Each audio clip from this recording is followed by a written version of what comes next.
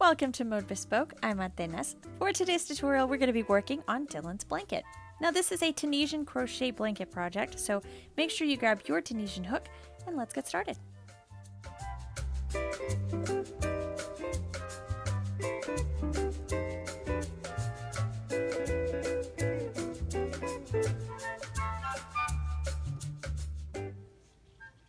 So here's the blanket we're going to be working on today. Now this is a crib blanket and it measures 32 inches across by 42 long. So it is a rectangular blanket, as you can see here. Now for those of you that are using centimeters, that is 81 across by 107 long. Now I used two colors for this blanket. You can use as many colors as you want, but I used two colors and I used a size 4 medium yarn. And then I also used a 10mm Tunisian hook. Now I use this one that's an Afghan hook. If you use a regular Tunisian hook, just the one that's got just the regular aluminum ones, you should be able to fit all of the stitches in your blanket just fine on that hook. Now, something to note on this stitch. So we are using the lattice stitch, which is the tutorial that I put up last week. The difference between this blanket pattern and the lattice stitch that we learned last week is the multiples. So we use multiples of 4 plus 2 in last week's tutorial, but for this pattern we're going to use multiples of 4 plus 3. And that's so that we can always start on a Tunisian stitch and we can always end on a Tunisian stitch. And I wanted both of the edges to look very, very similar. So here, let me bring these a little bit closer together. So I wanted the two edges, the two borders on the side to look similar, so that if you didn't want to use an additional border, you could just leave it as is without a border. Now, note that the measurements I gave you do include the border. This border is 2 inches wide, and that's about 5 centimeters. So it's 2 inches wide. So if you want to know what the blanket would be without it, just subtract the 4 inches. So those are the differences between the lattice stitch from last week and this pattern. Now, for this one, there is something to note on this stitch. Now this stitch is what I call a shrinking stitch, which means that you're going to start with a chain that measures one amount, and then when you're done with your project, you will have noticed that your project shrank a little in width. So we're going to begin with a chain of 115 stitches to get this size of blanket. If you want to resize your blanket, I'm going to do a tutorial for next week, because you will have to use some math. So we're going to have to do a swatch, and we're going to have to pull out some calculations so that we can get the size that we want, because everyone's shrink rate is going to be a little bit different. So that'll be a useful tutorial for next week, and as well as for some other projects that we're going to be working on here in the future that use what I call shrinking stitches. So look out for that tutorial. It'll be out next week. But we're going to work on this size blanket today. So let's get started.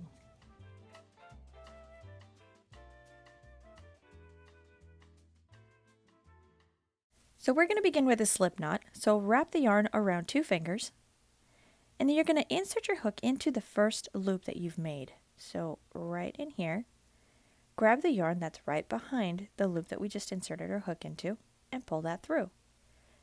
And then you're just going to tighten the knot by pulling on the 2 threads of yarn. So now we're going to chain 115 stitches. So wrap the yarn around your hook, and you're going to pull that loop, so this top one, through the bottom loop for 1. So that's 1 chain. We're going to chain another one, so wrap the yarn around your hook and pull the top loop through the bottom loop for 2. And then wrap around, pull through for 3 and 4. Just continue crocheting until you have a chain of 115 stitches. For those of you that are resizing the project, you can chain in multiples of 4 plus 3. Once your chain is ready, we're going to begin our foundation row. So we're going to work into the second chain from our hook. So we're going to skip this first stitch, so the one right here on top. We're going to insert our hook into the second chain. We're going to yarn over, and we're going to pull our hook out. So we've pulled up a loop. So now we have 2 loops on our hook. We're going to repeat this in the next stitch. So insert your hook into the stitch, yarn over, and pull up a loop. So there's 3. Repeat this in every one of the stitches of the chain. So this is called a cast on. So we're casting on a foundation row. So last week I posted a video tutorial where I taught you how to do the lattice stitch, which is what we're going to be working with today. So we're going to do a quick recap of the stitch. If you've never worked the lattice stitch before, I have a video tutorial that I posted last week. So it looks like this. It's going to be in the description box below. You'll find the link. And we go over this stitch in detail. So this is just a quick recap. All right, once you've cast on, we are going to work a return pass. So you begin with a yarn over, pull through 1, and the rest of the row, you're going to yarn over and pull through 2. So yarn over, pull through 2, yarn over, pull through 2, and you're going to continue until you are left with just 1 loop on your hook. And this is a regular return pass. This is the return pass you're going to use after casting on every single row.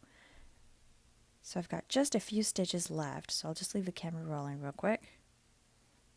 All right, there we go. So this is what your foundation row is going to look like.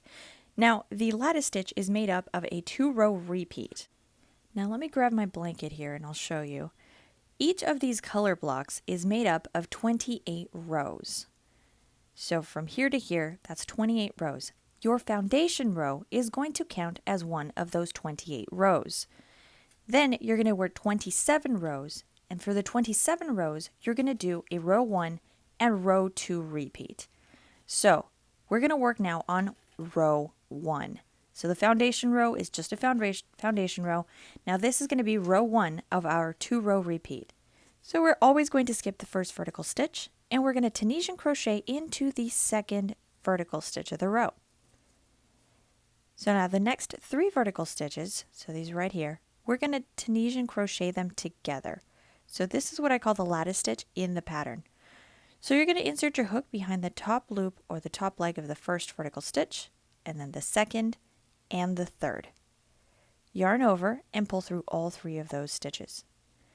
Next, you're going to have to complete 2 additional stitches so that you have the same number of loops as you have vertical stitches. So we need 3.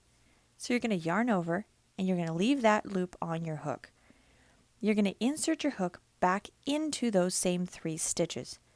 So holding your yarn down, you're just going to insert your hook right back in through those 3 stitches. You're going to yarn over and you're going to pull up a loop so that you have 3 stitches to match the 3 vertical stitches that we have below.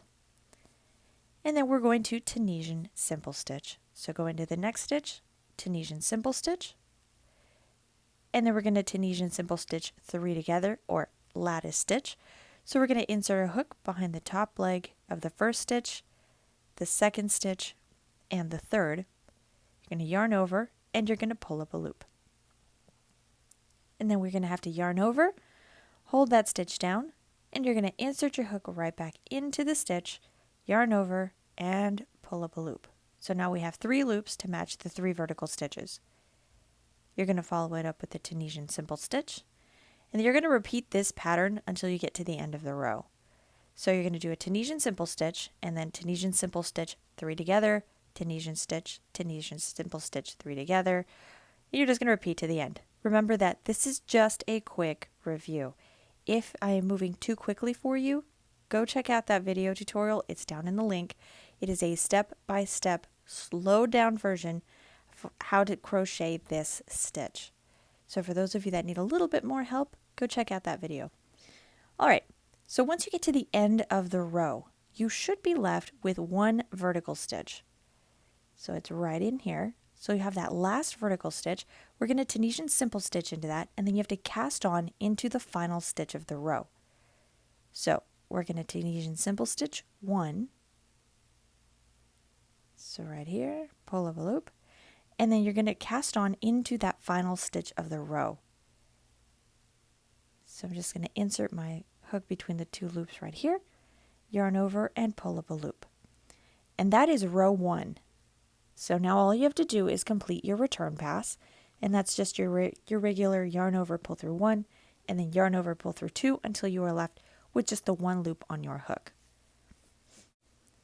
So once you reach the end of the row, you should have just the 1 loop on your hook, and we're ready to begin row 2.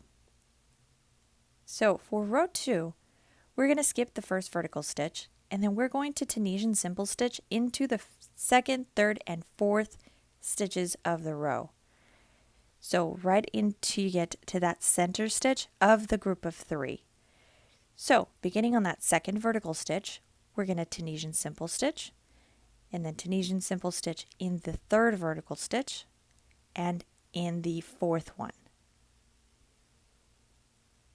So you should have 4 loops on your hook. Next, you're going to Tunisian simple stitch 3 together. So it's going to be the last stitch of that group of 3 and then the first 2 of the next one. So you're going to have a bit of a gap space in between them. That's how you know you're on the right stitch.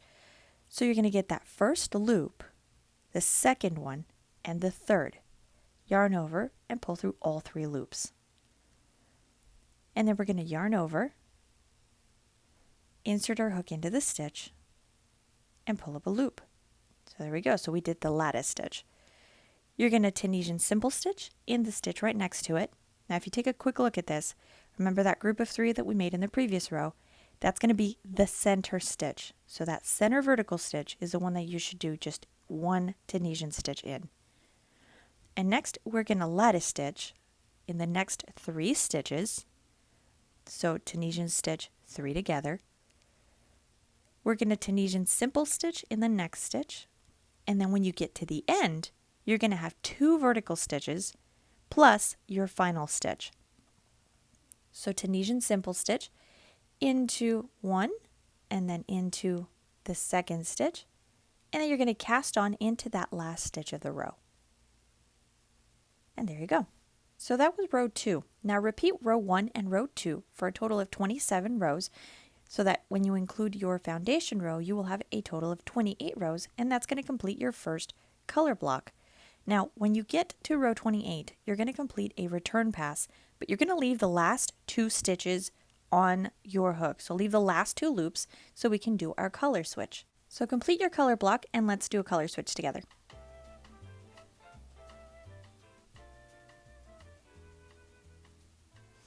All right, so once you've completed row 28 of your work and you are completing that last return pass, we're going to leave 2 loops on our hook. So your hook should look like this. This is where you're going to switch colors so that you have a nice clean color switch. You don't have any overlapping colors. So let me grab my blanket here and I'll show you what I mean. So we'll have a nice clean switch like this. And then all we're going to do is just repeat. We're going to complete 28 rows in our second color. So let's go back here to our stitching. So once you have your 2 loops, you're going to leave a really long tail end of yarn and you're just going to cut the color. So cut the yarn for color 1 and you're going to grab color 2. You're going to leave a long tail end and you're going to loop it around your hook. Make sure you leave long tail ends at the end of every color switch. You will weave these in later, but you don't want your blanket to unravel. So leave long tail ends. And then you're going to pull the color 2 loop, so our gray color, we're going to pull it through the 2 loops of color 1, so our pink color. So once you've got that, you're ready to begin. So now all you do is just continue the row repeats wherever you left off. So complete your rows, so it's going to be repeats of row 1 and row 2, wherever it is that you left off, to complete your section. Once you've completed your 28 rows, you're going to do another color switch, so then we'll get to this third and last color block. So we've got our section here 28 rows, and then this last one is also going to be 28 rows, but we're going to have to do a bind off row here at the end. So let's do a color switch one more time, just a quick review.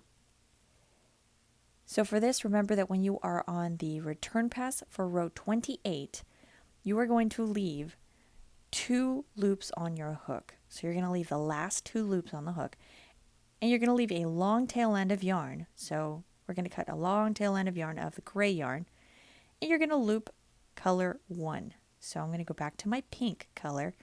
Again, leave a long tail end of yarn. You're going to weave that in later on. And I do have a video tutorial where I show you how to weave in ends if any of you don't know how to do that. So check that out. It'll be in the description box below. All right, So leave your long tail end of yarn. We're going to loop around our hook. So let me grab my yarn here. We're going to make a loop on the top of our hook, like so. And you're going to pull that top loop through the bottom 2 loops. So I'm going to pull a pink one through both gray loops. Then I'm just going to tighten my gray yarn here. There we go. You're going to cut a long tail end of yarn, so leave a nice long piece, and you can cut your gray yarn. And then you're ready to begin.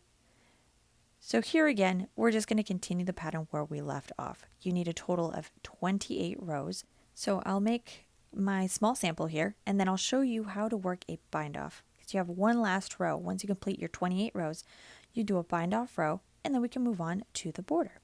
So let me complete this section, and I'll see you again in a moment.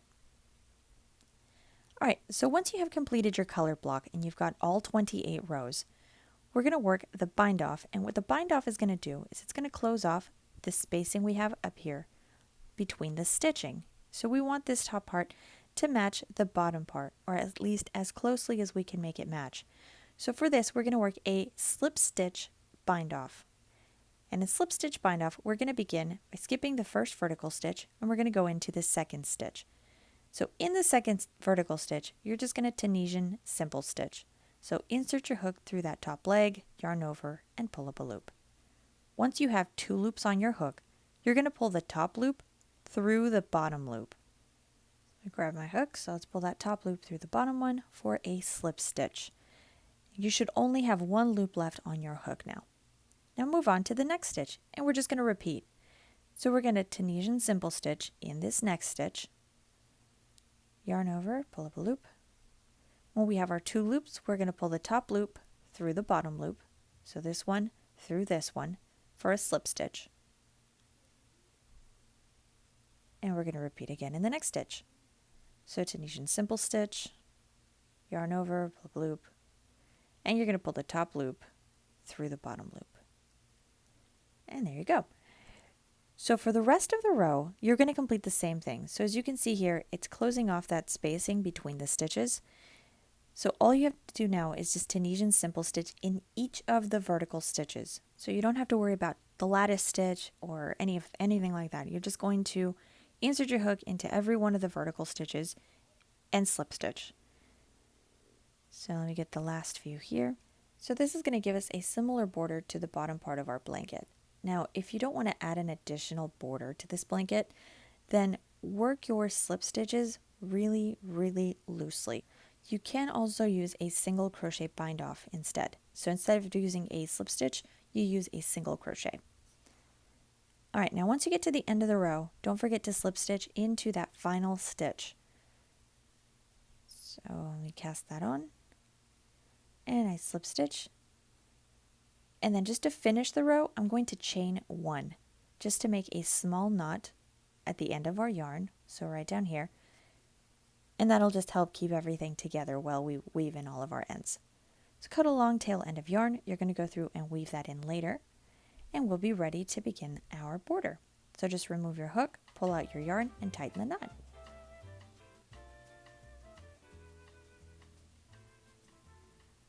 For this border, I used a single crochet. So it's just single crochets all the way along and then 3 on the corner. That's all I did.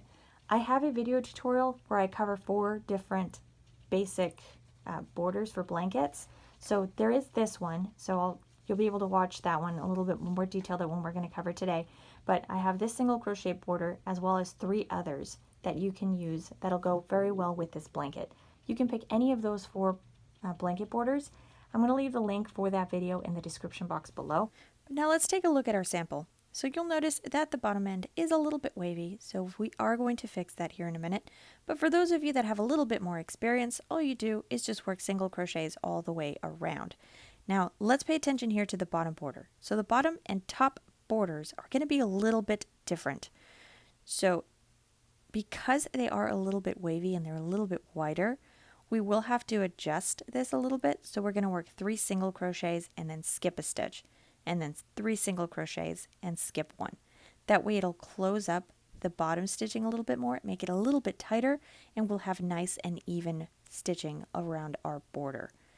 So let's begin here with our first stitch. So I'm going to begin along the bottom just to make it a little easier to see, and I'm also going to switch my yarn color. So make a loop around your hook, and you're just going to pull that through that first stitch. Next you're going to chain 1, and I'm going to use both threads of yarn just to make it a little bit easier to knot. So wrap the yarn around your hook, and you're going to pull through the loop for a chain 1. Now I'm going to drop my tail end of yarn, and we're going to hold on just to our working yarn, and we're going to single crochet into the next 3 stitches. So we're going to go into the next stitch, and we're just going to single crochet 1. So insert your hook into the stitch, yarn over, pull up a loop. Once you have your loops here on your hook, so you're going to have your 2, you're going to yarn over and pull through all of these loops here on our hook. So yarn over and pull through all of those. So there's our single crochet. We're going to go into the next stitch, and we're going to single crochet. So insert your hook into the stitch. We're going to yarn over, we're going to pull up a loop. And once you have 2 loops on your hook, you're going to yarn over and pull through both of these loops. So yarn over and pull through 2. And there's single crochet. We're going to single crochet into 1 more stitch. And there we go. So then we're going to skip the next stitch, and we're going to repeat this pattern over again. We're going to do this in the top and bottom borders only. You don't have to do this along the sides. So you're going to single crochet 3, skip 1, and then single crochet 3. So let's take a look at this again. Alright, so we've got our 3 single crochets. We're going to skip the next stitch, and we're going to single crochet into the stitch after that. So there's single crochet 1, single crochet 2, and then single crochet 3. There we go. And now we're going to skip the next stitch, and then single crochet 1, single crochet 2, and single crochet 3 until we complete this row. So we're going to repeat this only on the top and bottom border, and we're only going to do this for the first round. This is going to keep our border from being wavy. So we have to reduce the amount of stitches that we have along the top and bottom border because the stitching is closer together, and the size of our single crochet is just a little bit wider than we have space for. So that's why we're reducing the number of stitches. Alright, so once you get to the corner stitch, you are going to single crochet 3 stitches into that same stitch. So in the corner stitch, single crochet 3. That's what's going to give us our the point along the corner of our blanket. So here's single crochet 2, and then I have to single crochet 1 more into that same stitch. So there we go. We have 3 single crochets in that corner stitch. And now along the side borders, so the left and the right side of the blanket, you're just going to single crochet 1 stitch for every stitch of the row. Now you'll notice that these stitches are a little bit further spaced apart, so we don't need to skip any stitches here. We can just single crochet into each stitch along the side. So for the rest of round 1, we're going to repeat what we've done here. So along the side, you're just going to do the single crochet in each stitch, and along this top border, you're going to do the same thing that we did on the bottom border. So to avoid it getting wavy, you're going to do single crochet 3, skip 1, single crochet 3, skip 1, all the way across that top border, and you're going to single crochet along this side. In the corner stitches, in all 4 corners, you're going to work 3 single crochets into that 1 corner stitch. That'll be round 1.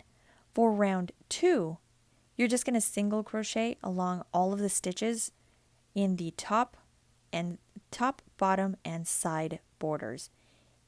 In every round, no matter what round number you are on, you're always going to single crochet 3 into the cornermost stitch. That will give you these nice clean corners. So always single crochet 3 into the cornermost stitch, and then just single crochet 1 into every stitch along the top, bottom, and side borders. That's it. I worked a total of 8 rounds. That gave me a 2-inch border. You can adjust the border to make it as wide or as narrow as you want. If you need a little bit more instruction for the border, or you just want to see a bit more of an in-depth explanation, you can check out that video tutorial that I posted at the beginning of this section, the one that has the 4 blanket borders. I'm going to leave the link in the description box below. That's a more in-depth look at how to make this single crochet border. There are also 3 additional borders you can use. Just remember to reduce the amount of stitches you have along the top and bottom border so you have a nice clean and even border that doesn't get all wavy. Go check that out if you need that.